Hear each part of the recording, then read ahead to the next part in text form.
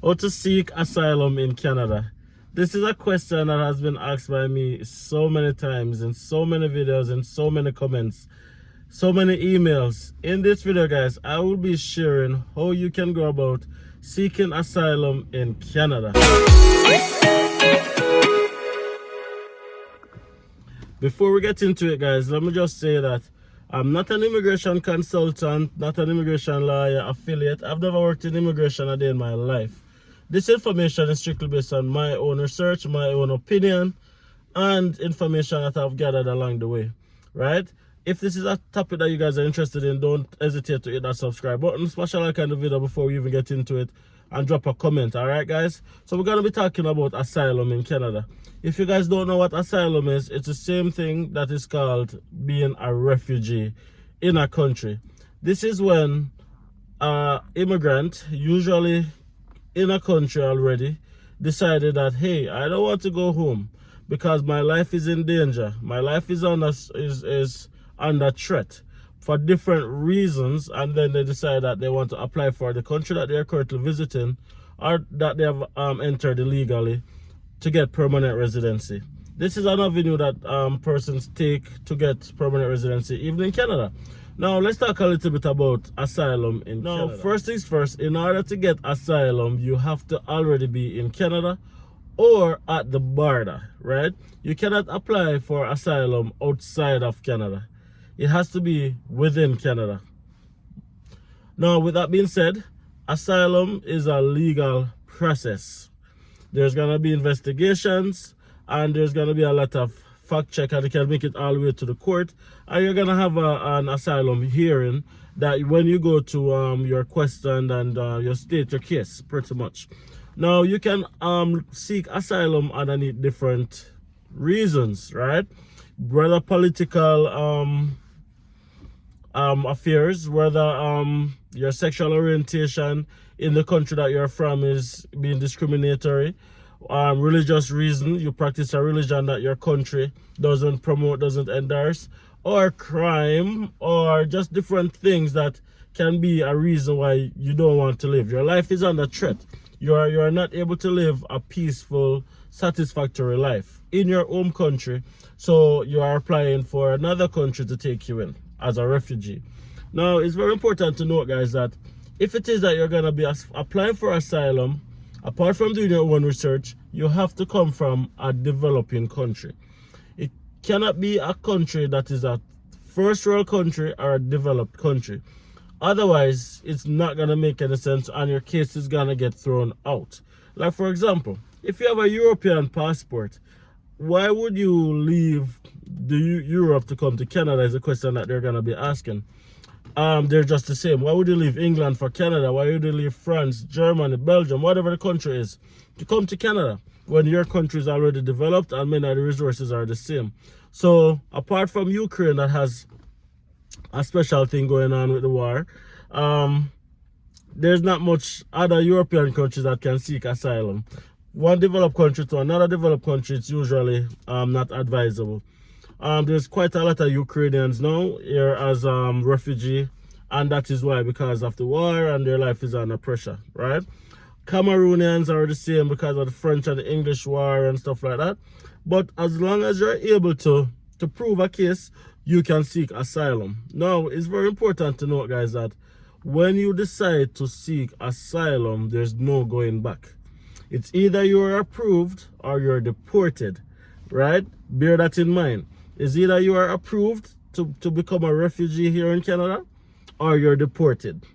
So make sure that before you decide to apply for a refugee or asylum status, you do your research and you know what consists or what you have to do in order to prove a good case. Guys, I want you to listen to what I'm saying, because a lot of times persons ask me the same questions that I speak about in the videos, and people sometimes just hear what they want to hear. I am saying that the asylum process, it's a very possible way, but you have to do your research, and it has to be a truthful reason. You have to feel like your life is under threat. You have to feel like you're not able to live a peaceful life back in your home country because you are practicing a sexual orientation that is frowned upon, Homophobia in your country is a big one. Crime in your country is a big one. Political uprising, big one. Another big one is you're practicing a religion that is stigmatized against in your country. That's another big one. But you have to prove it. You have to prove it, right? You have to be able to prove it, guys. It's not just saying it, right? Because there will be a full investigation, and it can make it all the way to the courts. So if it is that you are thinking of becoming a refugee in Canada, one of the things that you have to ask yourself is, what if I am not approved? What is your plan B? Because remember now, once you decide to go down that road, there's no turning back. It's either you're approved or you're deported. And if it is that you're deported, then you're not going to be able to apply to come to Canada anymore, because that's one of the fundamental questions. Have you ever applied to become a refugee in Canada before and has been refused, right? So whilst it works for a lot of people, it's not going to work for everybody. And sometimes people do videos and they tell you a part of the story. They tell you that, hey, come to Canada as a refugee. It's very possible. It's very open. But they don't tell you that, listen, it is something that is very possible, but it has to make sense. It has to be truth. It has to be a real, genuine reason where you believe that coming to Canada will not change your life, but will save your life. Will put you in a position to live a better quality of life, yes, but your life is in danger. Your peace of mind is in danger.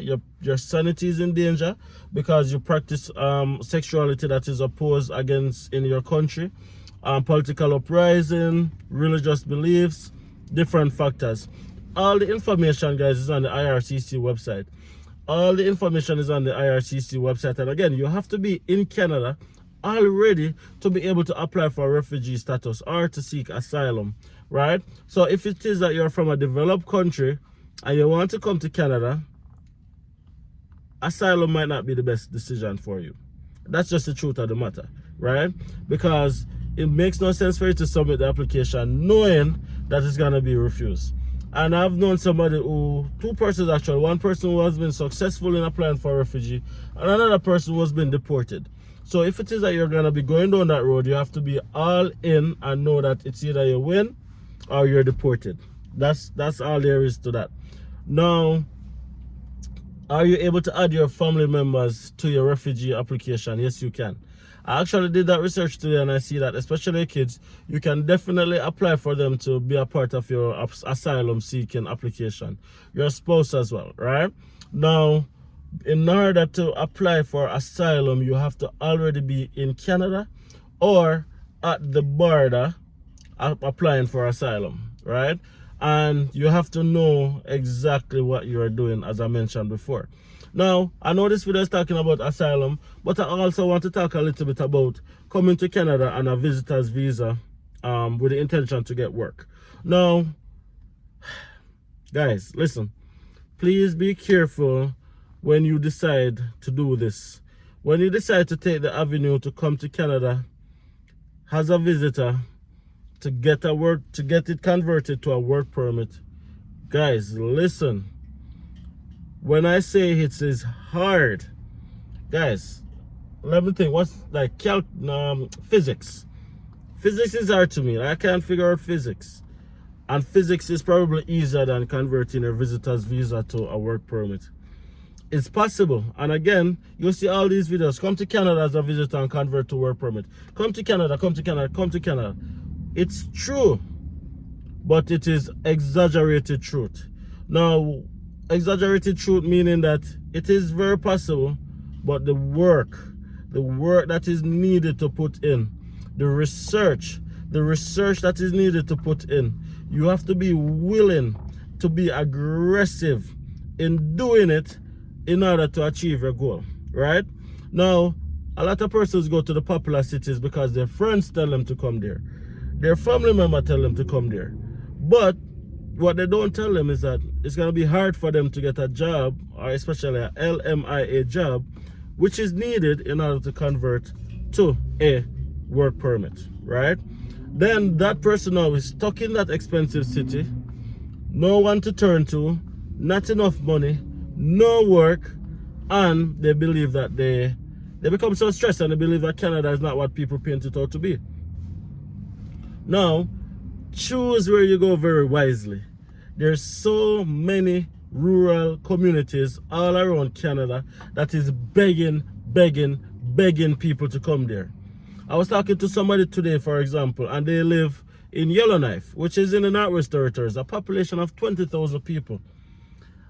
They did an advertisement for a nurse position, and the annual salary for that was $90,000 Canadian. They could not get anybody to fill that position. And then they ended up increasing that job from 90,000 to 150,000 per year. Just to attract people to come right there, sir. But nobody wants to go to those places because they are more interested in the glamour and the glimmer and the Snapchat and the Instagram and the I am in Canada and this is what it looks like. But what is your intention? Is your intention to move to Canada to change your life, to change your family life, or is the intention to floss and endorse? Because if that's the case, you can go anywhere, like go to Toronto, go to Vancouver. Otherwise, if it is that your intention is to get an LMIA job, that's not the best decision. You cannot choose to go to a city that has a population of over 1 million people and expect to get an LMIA job. Before an employer can offer an LMIA job to any visitor, they have to prove that they have done every single thing in their powers to offer this job to a work permit holder, study permit holder, permanent resident of Canada, or even a citizen. And then that nobody else wants it and they have no other choice but to give it to somebody who doesn't have a work permit. What is the chances or the likelihood of that happening in a populated city? Possible, but very slim. That's my point. It might happen, but it is a very high possibility that it will not happen, right? You have to give yourself time. You have to give yourself time as well in order to go through the. And by that, I simply mean, guys, that you cannot come to Canada with a 2-week plan, with a plan to get an LMIA job within 2 weeks. Because it's very possible that you might get the job after 1 month, after 2 months, after 3 months. Because to get an LMIA job, guys, it takes a lot of hard work and a lot of research as well, right? And one of the things that a lot of persons don't tend to do when they get here, and I know somebody who did this and it was very successful for them, was to make connection. Now, a lot of persons, especially persons who have this skin complexion, are brown, black or brown people, are selling LMIA. Now, it is 100% illegal. Let me just say that, guys. All the persons who are selling LMIA are black people and Indian people who come to Canada as immigrants as well, and are taking advantage of people who want to come to Canada. The only fee that is involved in the LMIA process is the $1,000 fee that the employer pays, not the employee. And as bad as it sounds, guys, as bad as it sounds, Caucasian persons don't, what I've noticed, don't charge people 50 grand, 40 grand for LMIA. It's the Indians and black people are corrupting the LMIA process, and they are being gatekeepers, and they're making it so much harder for persons who want to come to Canada, work in Canada and change their family and their future lives just as how they have done it, making it impossible for them to do it as well. Guys, I might sound like I'm hungry, but I'm very just passionate about this particular topic, because I know of somebody who is selling LMIA, right? And I've heard of tons of others, and it's all the same. Immigrants corrupting the thing and making it so scarce for genuine people who want to come to Canada to live and work in Canada because they want to get rich off of the process. They're being gatekeepers. They're being gatekeepers and saving LMIA jobs for their friends, family members, and for persons they're charging in excess of 40,000 Canadian dollars. And that is 100% illegal. Illegal. And because people wants to come to Canada, they pay the money. That is just the truth of the matter. But guys, connect with genuine immigration consultants and recruiting firms if that's the case. If that's the case. Because there are some genuine immigration consultants who will just charge you a consultation fee. And the consultation fee is just to hear you out, hear your situation, and provide advice and provide assistance along your journey. And the other thing, a lot of persons want to come to Canada, they hear consultation fee, and then they're gone. They expect that people should talk to them for free. If it is that you want to migrate, you have to invest in yourself. If a consultant say, hey, this is the consultation fee, and this is a consultant who is credible, of course, because as I said, a lot of the consultants are corrupt and they're just in it to make millions off the back of people. But for genuine consultants who are willing to help and guide along your journey, the consultation fee is really the least you can do to invest in yourself, because these people will help you along your journey so much more than, as I said, the corrupted gatekeepers. And I'm ranting right now because it's wrong. It's 100% wrong. And I know I deviate a little bit from the topic that we're talking about, but I feel like it's important to share this part as well, right? Don't let this stop you from subscribing to the channel, by the way, or to like the video, or to drop a comment. Let me know what you think about the topic, guys. Let me know what you think about the topic. Is it right? Is it wrong? Is it okay? What do you guys think about the topic? Right? Let me know, guys. Right? And equally, if there's something that you want me to talk about as well, drop it in the comment section and I'll happily talk about it, guys. Right? I think I'm gonna end it right there, guys. Thank you so much for listening to me rant. Hopefully you guys like it here. If you're new here, welcome. Don't forget to subscribe before you leave. And for all the returning subscribers, welcome back. Thank you guys so much for always being here. And I'll see you guys in the next video.